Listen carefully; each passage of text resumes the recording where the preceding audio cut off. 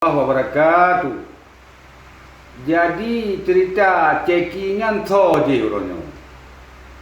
Ilung punya hati nan ini ya putren mualim, ya putren wali nangro, tho je orangnya. Pajan timu ini. Beya pegah apa bangai je yang kongkonnya. Nyo wak leng. Sago di kota 05 hana gete sampung ronyo mesti langka bi.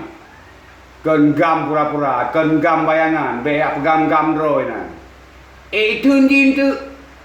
Icekinyan itun jin padung ribe na di. Moyo kamu muploh ribe bansi kau mace. Itun jin. Nyau yang ji huja yang tu temu nyawu ma.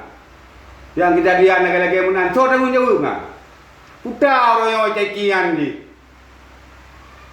Bayak pegah apa bangai di kena yang kawan-kawan. Lu siap hadapi putar mah. Mati siap atunan perjuangan yang betul. Yang jero. Oh menyaji ni perlahan ni bersabar, merumpak dengan mualim.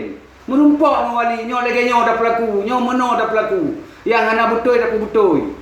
Ya bang, bayak pegah oh nyo ilung kuno lawan wali, kuno lawan mualim baik.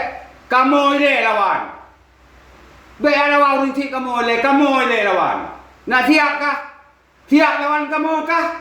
Baru je kau pegah apa bangai, kau pegah apa media. Lawan kamu oleh. Lawan anak buah kat nyalle.